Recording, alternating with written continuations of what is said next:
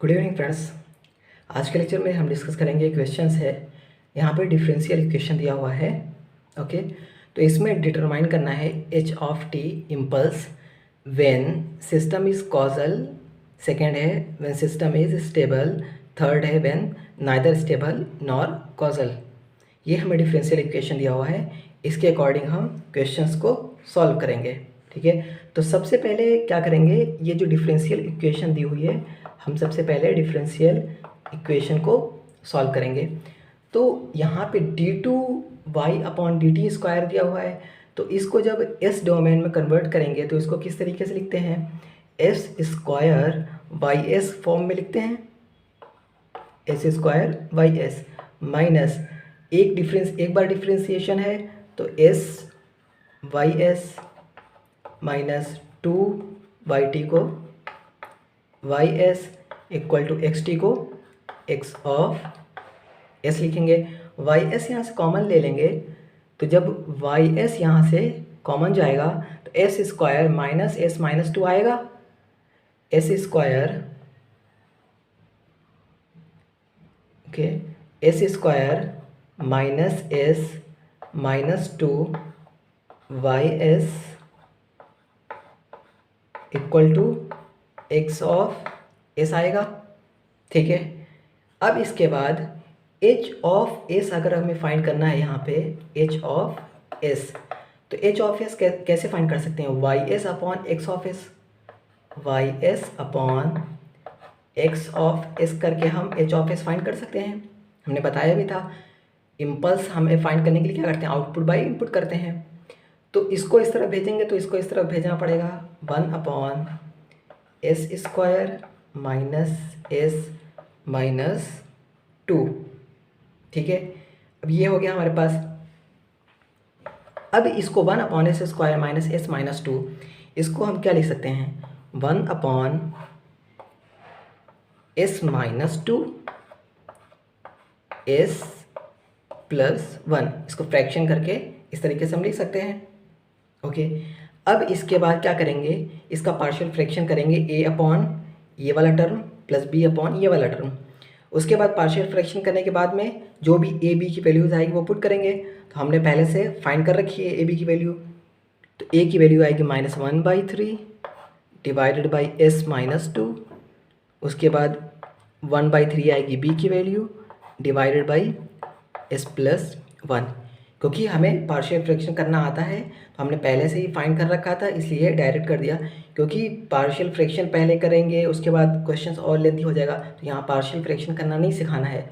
यहाँ पे जो हमें सीखना है वो ये चीज़ें सीखनी है, कैसे यूज़ करना है, तो इसको हमने डायरेक्ट कर दिया है। क्लियर है। अब यहाँ पे हमारे पास दो पोल इस तरीके से दे रखे हैं, ये s इक्वल टू क्या है, 2 है, s इक्वल टू क्या है, -1 है। ठीक है, तो पोल की अगर लोकेशन यहाँ पे देखें हम, पोल की लोकेशन, तो एक पोल की लोकेशन जो है हमारी क्या है, -1 पे है एक पोल की लोकेशन, एक पोल की लोकेशन हमारी क्या है, 2 पे है, s इक्वल टू 2 और s इक्वल टू -1। ठीक है, तो हमने जब बताया था कल कि अगर दो पोल आएंगे तो नंबर ऑफ ROCs कितने आएंगे, 3 आएंगे। कैसे 3 आएंगे, एक तो ROC इनके बीच में आएगा -1 से 2 के बीच में, एक ROC कैसा आएगा जो लेस देन -1 होगा, एक रीजन ये मिला। एक ROC जो होगा हमारा ग्रेटर देन 2 होगा, जो कि ये वाला ROC होगा। तो अब क्या हुआ, ये 3 ROC हमारे पास मिल रहे हैं इस पोल की वजह से। ठीक है, तो अब हमें first second and third solve करना है कि जब सिस्टम कॉजल हो, स्टेबल हो या neither stable nor causal type हो। ठीक है, तो सबसे पहले फर्स्ट नंबर से हम शुरू करते हैं। हमने अभी पोल के लिए ड्रॉ कर लिया है, -1 और 2 हमारे पास पोल है, इसके लिए रीजन ऑफ कन्वर्जेंस कितना आया है, 3 कन्वर्जेंस आए हैं। ठीक है, तो तीनों के लिए अब यहाँ से देखेंगे, पहला सिस्टम इज कॉजल बोल रहा है, तो कॉजल के लिए क्या कंडीशन ROC में आती है वो हम देखेंगे। ठीक है, फर्स्ट नंबर देखते हैं, when system is causal, when system is causal, system is causal. Okay, तो कॉजल के लिए हमारे पास क्या हमने अभी तक बताया है, कॉजल के लिए हमेशा हमने क्या बताया है कि जो राइट मोस्ट पोल होगा उसके राइट में, कॉजल का मतलब ये हमने यही बताया था कल डेफिनेशन में कॉजल के लिए कि राइट मोस्ट पोल के राइट में होना चाहिए। तो राइट मोस्ट पोल क्या है, 2 है, तो उसके राइट में होने का मतलब क्या हुआ, सिग्मा ग्रेटर देन 2, यही बात है। सिस्टम कॉजल का मतलब क्या हुआ कि right most pole to the right most pole, pole कहाँ पे होना चाहिए, राइट मोस्ट पोल के राइट में। तो ये राइट मोस्ट पोल हमारा 2 है, तो उसके राइट में होने का मतलब सिग्मा की वैल्यू ग्रेटर देन 2 है, सिग्मा की वैल्यू ग्रेटर देन 2 है, तभी ये स्टेबल होगा। ठीक, अब इसके लिए ये हमारे पास एच ऑफ एस है। अब एच ऑफ एस है तो हमें निकालना क्या है, एच ऑफ टी फाइंड करना है। तो एच ऑफ टी, अगर एच ऑफ एस को एच ऑफ टी करेंगे तो इसको भी टाइम में कन्वर्ट करेंगे, ठीक है। तो -1/3 तो यहीं पे रहेगा, -1/3। उसके बाद 1/s-2, 1/s-2 को क्या लिख सकते हैं, e⁻2t ut, ओके, प्लस 1/3 है, 1/3, 1/s+1 को क्या लिख सकते हैं, e⁻t ut। हमने ut में कहीं भी t की जगह माइनस नहीं लिखा, रीज़न है कि ये हमारा ये सिस्टम कैसा है, राइट साइडेड है, सिग्मा ग्रेटर देन 2 है, तो ये इस तरीके से आगे की स्टार्ट होगा, ठीक है। तो ये राइट साइडेड है इसलिए हमने सब जगह पे पॉजिटिव लिखा हुआ है, फर्स्ट हो गया हमारा। सेकेंड हमें जो फाइंड करना है, when system is stable, when system is stable, system is stable, ठीक है। तो सिस्टम स्टेबल कब होगा, हमने बताया था आरओसी के लिए कि सिस्टम स्टेबल तब होगा जब हमारा इमेजिनरी एक्सिस उसमें इंक्लूड होगा आरओसी में। तो इमेजिनरी एक्सिस कहाँ हो सकता है, -1 और 2 के बीच में ही इमेजिनरी एक्सिस हो सकता है। 0 पॉइंट कहाँ आएगा, कहीं इसी के बीच में आएगा, ठीक है। तो इन दोनों के बीच में अगर इमेजिनरी एक्सिस आ रहा है तो हमारा स्टेबल होने के लिए रीजन कौन सा लेना पड़ेगा, -1 से 2 के बीच में, तभी ये इमेजिनरी एक्सिस आएगा। क्योंकि स्टेबल होने के लिए कंडीशन हमने बताई थी कि जो आरओसी है वो इंक्लूड करना चाहिए इमेजिनरी एक्सिस को, और इमेजिनरी एक्सिस इंक्लूड तब होगा जब -1 से 2 के बीच में हम रखेंगे, क्योंकि -1 से 2 के बीच में ही 0 कहीं आएगा, तभी इमेजिनरी एक्सिस मिलेगा। देन हमारा सिग्मा की वैल्यू क्या हो सकती है इन दोनों के बीच में, मतलब सिग्मा की वैल्यू लेस देन 2 और ग्रेटर देन -1 होगा स्टेबल होने के लिए सिस्टम के, ठीक है। तो अब एच ऑफ टी यहाँ से लिखते हैं, क्या क्या लिखेंगे, ये सिग्मा लेस देन 2 के लिए क्या होगा, ये लेफ्ट साइडेड सिग्नल है, सिग्मा ग्रेटर देन -1 के लिए क्या है, राइट साइडेड सिग्नल है। तो sigma greater than 1, greater than 1 ये इसके लिए है, तो इसके लिए तो राइट साइडेड सिग्नल होगा, ओके। और 2 वाला जो लेस देन 2 है, मतलब इसके लिए लेफ्ट साइडेड सिग्नल होगा। तो इसके लिए अगर लेफ्ट साइडेड सिग्नल होगा तो इसमें ut की जगह u ऑफ -t रखा जाएगा और यहाँ पे माइनस साइन लगाया जाएगा, ठीक है। तो इसको लिख देंगे -1/3, सबसे पहले इसको लिखेंगे क्योंकि ये राइट साइडेड सिग्नल है, सिग्मा ग्रेटर देन -1 है और ये -1 के लिए है, तो ये राइट साइडेड सिग्नल है। तो इसके लिए यहाँ पे क्या लिखेंगे, -1/3 e to the power -t u of t, okay. अब सिग्मा लेस देन है 2, सिग्मा लेस देन है 2, तो अब लेस देन 2 की बात करें तो इसके लिए आएगा, लेस देन 2 का मतलब लेफ्ट साइडेड सिग्नल है, लेफ्ट साइडेड सिग्नल है तो यहाँ पे क्या होगा, यहाँ माइनस लगाएंगे, यहाँ माइनस लगाएंगे, तो यहाँ पहले से माइनस है तो ये हो जाएगा हमारा +1/3 e to the power 2t, okay, u of -t, okay, ये हो गया।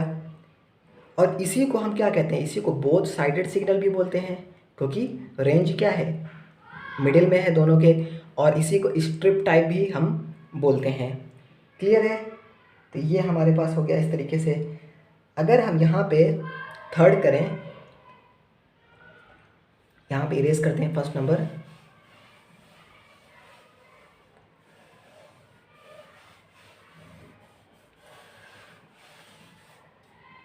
थर्ड अगर हम यहाँ पे करें questions, neither stable nor causal है थर्ड के लिए condition, neither stable nor causal. ठीक है, नाइदर स्टेबल नॉर कॉजल के लिए क्या है, यहाँ पे -1 था, यहाँ 2 था, ये एक रीजन था, एक ये रीजन था, एक ये रीजन था। तो स्टेबल ना हो उसके लिए क्या होगा कि इन दोनों के बीच में नहीं होना चाहिए। ठीक है, इन दोनों के बीच में नहीं होना चाहिए, तब स्टेबल नहीं होगा। कह रहा कॉजल भी नहीं होना चाहिए, कॉजल नहीं होना चाहिए मतलब इधर वाला रीजन भी नहीं होना चाहिए, स्टेबल नहीं होना चाहिए मतलब ये वाला रीजन भी नहीं होना चाहिए। तो अब कौन सा रीजन बचा है, लेस देन -1 वाले रीजन बता। ठीक है, तो अब यहाँ पे सिग्मा की वैल्यू क्या होगी, लेस देन होगी -1। इसी के लिए सिग्मा लेस देन -1 के लिए ही होगा कि neither stable nor causal. Okay, तो अब यहाँ पे लिखेंगे सिग्मा लेस देन का मतलब क्या हुआ, ये हमारा लेफ्ट साइडेड सिग्नल है, लेफ्ट साइडेड सिग्नल है। तो अब हम क्या करेंगे, लेफ्ट साइडेड सिग्नल के लिए यहाँ पे ये वाला जो है इसमें भी चेंजेस होंगे और इसमें भी चेंजेस होंगे। तो यहाँ पे माइनस है तो ये हो जाएगा +1/3 e⁻²t u ऑफ -t। ठीक है, उसके बाद यहाँ पे भी चेंजेस होंगे, यहाँ आएगा -1/3 e⁻−t u ऑफ -t, क्योंकि ये जो हमारा सिग्नल है ये है लेफ्ट साइडेड, और लेफ्ट साइडेड कभी भी सिग्नल आता है तो हम क्या करते हैं, और रीजन ये लेफ्ट साइडेड का मतलब क्या हुआ, कुछ इस तरीके से सिग्नल होगा या इस तरीके से होगा या इस तरीके से होगा, कैसा भी हो सकता है, ये सारे ही लेफ्ट साइडेड कहलाते हैं। तो लेफ्ट साइडेड कभी भी होगा, तो अगर ये ut को रिप्रेजेंट कर रहा है तो t की जगह क्या है, माइनस है, तभी तो इस तरफ जा रहा है, तभी तो इस तरफ सारे जा रहे हैं। तो इसीलिए ut में t की जगह हम -1 यहाँ पे करते हैं और साथ में एम्पलीट्यूड भी यहाँ पे चेंज करते हैं।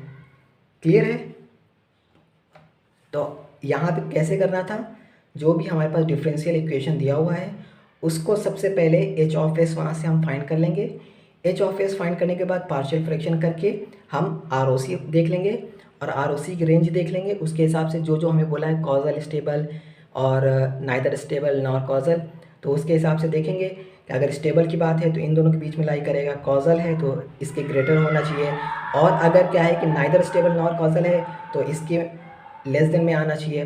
तो इस तरीके से हमारा क्वेश्चंस सॉल्व हो जाएगा। ठीक है, तो मेन चीज़ हमें क्या याद रखनी है, जो इसने पूछा है कि determine h of t when system is causal, when system is stable, neither stable nor causal. तो यहाँ से जो ROC है उसके अकॉर्डिंग हमें याद रखना है कि कॉजल के लिए क्या कंडीशन है ROC में। तो कॉजल के लिए कंडीशन ROC में है कि मोस्ट ग्रेटर होना चाहिए राइट मोस्ट पोल के, तो राइट मोस्ट पोल हमारा 2 है, इसके ग्रेटर होना चाहिए। इसका ग्रेटर का मतलब क्या हुआ कि सिग्मा हमारा ग्रेटर देन 2 होना चाहिए। स्टेबल के लिए क्या है, स्टेबल का मतलब हमारा जो है इमेजिनरी एक्सिस क्या है हमारा इंक्लूड होना चाहिए। ठीक है, ROC इंक्लूड करना चाहिए इमेजिनरी एक्सिस को। तो इमेजिनरी एक्सिस कहाँ होगा, 0 पे, और 0 इन दोनों के बीच में ही तो आएगा, -1 और 2 के बीच में।